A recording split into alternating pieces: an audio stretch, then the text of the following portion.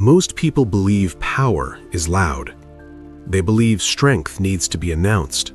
They believe dominance comes from winning arguments, proving points, or being the most aggressive voice in the room.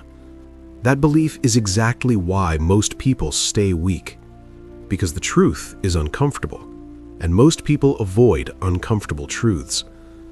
The most powerful people you will ever meet are not explosive. They are not reactive. They do not rush to defend themselves. They do not explain, justify, or beg to be understood. They stay calm. And that calmness is not kindness. It is not passivity. It is not weakness. It is control. This is something ancient Stoics understood deeply, but modern society forgot. And once you see it, you cannot unsee it. Because calm is not the absence of power. Calm is power, refined. Why emotional people are easy to control.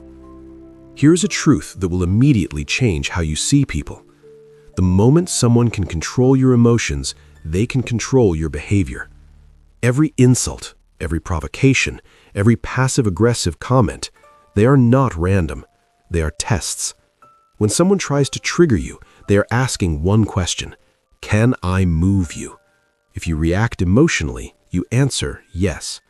And the world rewards emotional predictability because predictable people are easy to manipulate. That is why manipulators love emotional people. They know exactly which buttons to press. But calm people terrify them because calm people do not move on command. The silent advantage of not reacting. Most people believe that silence means losing. They believe if they don't respond, they are being defeated. If they don't defend themselves, they are being disrespected. If they don't explain their side, the other person wins.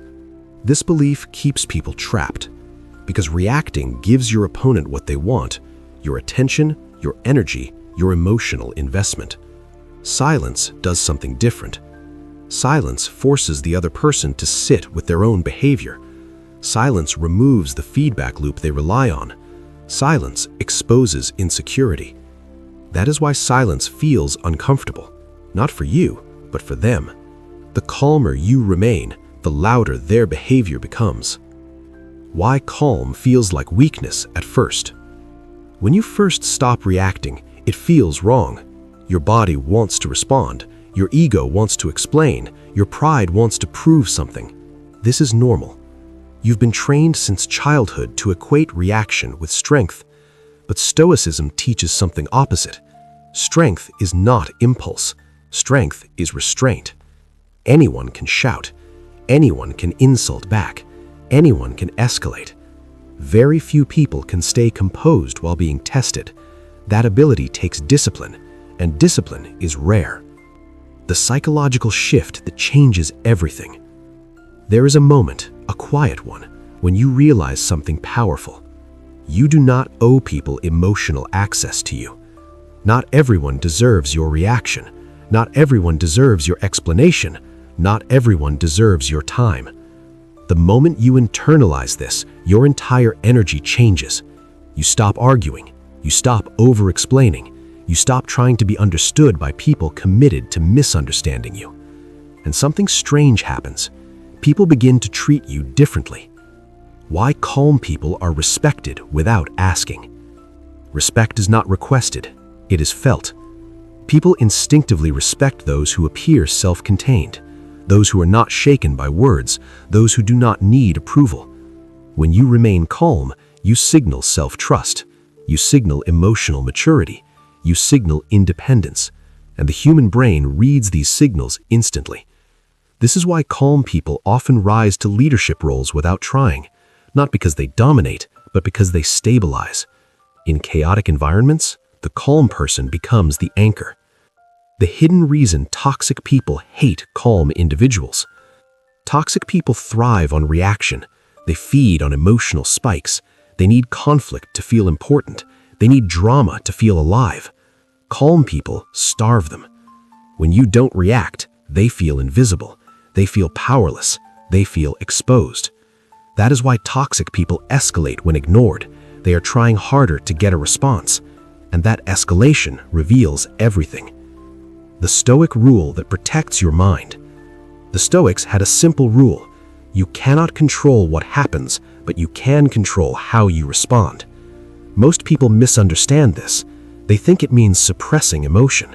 It does not. It means choosing which emotions deserve your energy. Anger is expensive. Resentment is exhausting. Proving yourself is draining. Calm conserves power, and power, once conserved, compounds. Why winning arguments is the fastest way to lose power. Arguments feel productive. They feel justified. They feel like standing up for yourself. But arguments rarely change minds. What they do change is perception. The person who loses emotional control loses authority, even if they are right. The Stoics understood this deeply. You can be correct and still be weak. True power is not in winning debates. It is in being unshaken. The confidence that requires no explanation. There is a type of confidence that speaks without words. It does not interrupt. It does not boast. It does not chase validation. It observes. This confidence does not rush to fill silence. It lets others expose themselves. And this is where calm becomes dangerous, because the person who speaks less hears more, sees more, understands more. The moment you stop needing validation. Most people are addicted to being acknowledged. They want their pain recognized, their effort applauded, their perspective confirmed. This addiction makes them vulnerable. The moment you stop needing validation, you become difficult to manipulate. Insults lose power, criticism loses weight, silence loses fear. You no longer negotiate your self-worth with others. Why emotional control is the ultimate flex. Physical strength fades, status changes, money fluctuates, but emotional control follows you everywhere. It determines how you handle disrespect, how you handle pressure, how you handle failure. Anyone can be calm when life is easy. The real test comes when you are provoked. That is when control becomes visible. The quiet strategy that always wins. Here is the strategy most people never learn. Do less, react slower, observe more. Let people reveal themselves. People will tell you who they are if you let them talk long enough. Your job is not to interrupt them with emotion. Your job is to stay still. Why calm is not passive, it is precise. Calm does not mean you tolerate disrespect. It means you respond deliberately. Sometimes that response is distance. Sometimes it is silence. Sometimes it is walking away. The difference is intention. You are not running, you are choosing. And choice is power. The psychological edge of being unbothered. When you are genuinely unbothered, something shifts. You stop personalizing behavior. You stop absorbing other people's chaos. You stop reacting to things designed to provoke you. And the world feels quieter. Not because people changed, but because you did. Why this feels lonely at first. Here is the part no one warns you about. When you become calm, you outgrow emotional chaos. And that means you may outgrow certain people. Not everyone is comfortable around emotional stability. Some prefer drama. Some need conflict. Your calm will feel threatening to them. That is not your problem. The final Stoic truth. You do not need to announce your strength. You do not need to prove your intelligence. You do not need to explain your boundaries. Your behavior will speak. Calm is not something you perform. It is something you embody. And once you embody it, people feel it, even in silence. Remember this. The loudest person in the room is rarely the most powerful. The calmest person almost always is. Because when you control your emotions, you control your life. And that's the kind of power no one can take from you.